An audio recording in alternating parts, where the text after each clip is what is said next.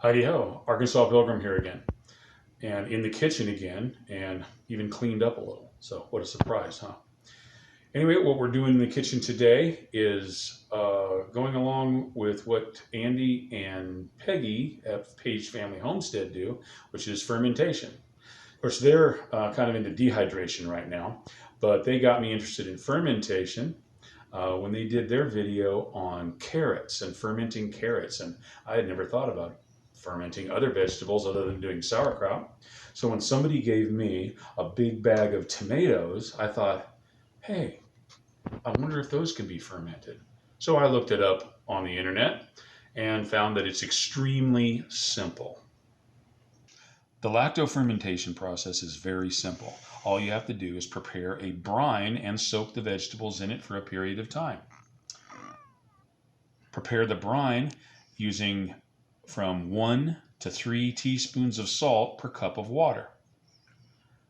This happens to be a 2.5 quart jar, which is Mount Olive pickles. One of the best things about it is getting this big jar because the pickles aren't near as good as Clausen's, but you get these great jars to ferment other stuff in. Well, when you ferment anything, no matter what you're putting in the jar, more than likely it's only going to take up about half the space, and the other half will be filled with brine. So with 2.5 quarts, well, that's 1.25 quarts is half that volume. Well, there's 4 cups in a quart, and so a quarter quart is a cup, so that's 5 cups. I'm using about 2 teaspoons of salt per cup. That works out to about 10 teaspoons.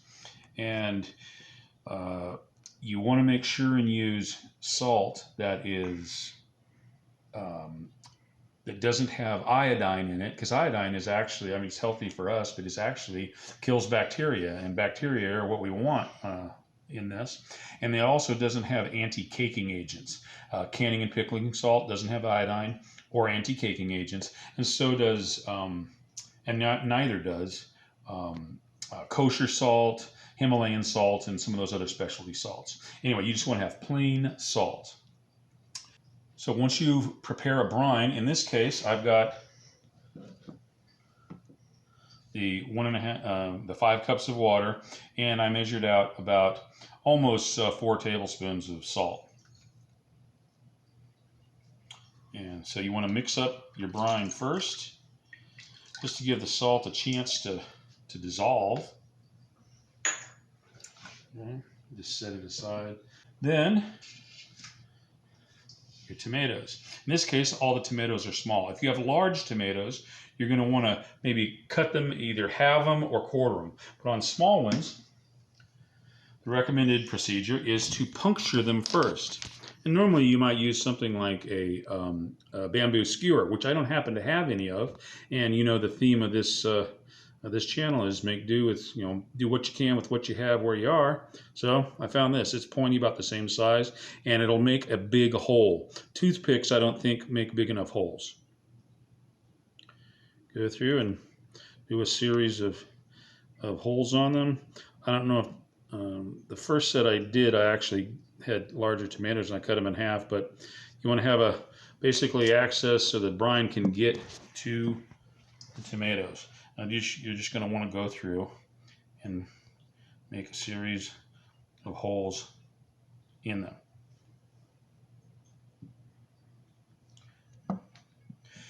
And while you're doing that, you might also want to you can add different kinds of spices, and you can look up your own recipe of what you would prefer. Sometimes they have peppercorns or jalapenos or who knows what. This, I'm just having Italian. I'm going to have garlic and basil. I have fresh basil. It's one of the only things I've been growing this year. So you put those in there. The garlic actually can just go in first and it'll get mixed in, and I'm going to layer the basil. So I'm not going to bore you with making you watch puncturing all the tomatoes. So we'll cut back after I'm done. All right, I have to say that it's a lot quicker to take large tomatoes and cut them into quarters than it is to punch holes in a bunch of tiny little tomatoes. But because these make nice treats, having the small tomatoes is actually cool. And actually, it looks really cool too.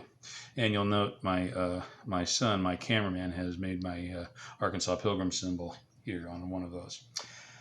Now, once this is all, I've got this layered with the fresh basil leaves, and it's just time to go ahead and pour in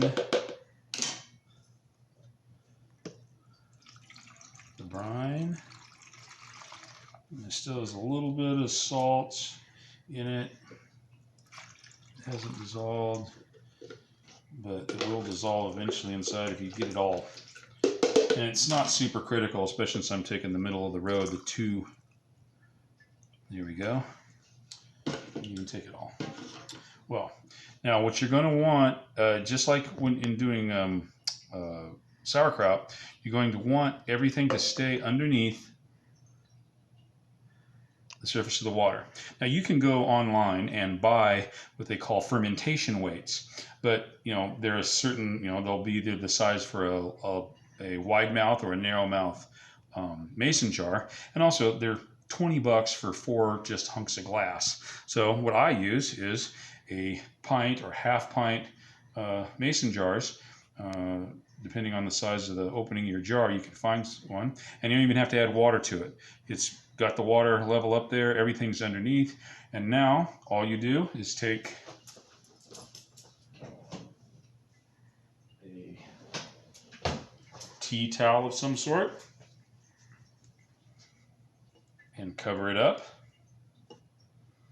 And I like to add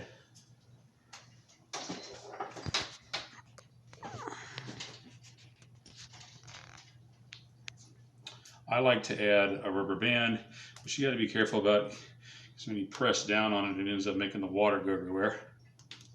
I like to add a rubber band because it still gets oxygen, but everything's all covered up, and it also keeps anything from crawling into it. You want to put this into a cool spot in the kitchen, out of the way, and let it sit for about 7 days. Now, different websites say different amounts. Some say 3 or 4 days. Some say they like to let it go for weeks. Well, I did the first batch I did for 7 days and then put it in the refrigerator a couple of days, and they're fantastic. But you might want to check it out, a couple of days in, just to make sure that it's everything's working okay. And you can take this off and look at it. You might end up seeing a white film on the surface. Now it's not, if it's mold, that's a problem. Like the kind of mold you get if you leave your coffee cup sitting on your desk over a 3-day weekend and you come back and it looks like there's a map of Hawaii or something growing on it. You've got these circles and fuzz growing. That's not good. You don't have enough salt if you've got that going. But if there's just a simple white film, that's yeast, and that's okay. My first batch had that. I just skimmed it off the top. And it didn't form again. Yeast and bacteria are what's doing the fermentation, so that's okay. So don't let that bother you. And as it ferments, it will also get cloudy. That's also okay. But set them aside for a week, and then stick it in the refrigerator a couple of days, and then try it. It's great. As a matter of fact, let me show you the result. Give me a second. As you'll note, it's kind of cloudy, and you'll note they're half gone because they're delicious. But you can see it looks kind of cloudy, and I'm the only one eating them right now, so I can stick my fingers in. But there they go.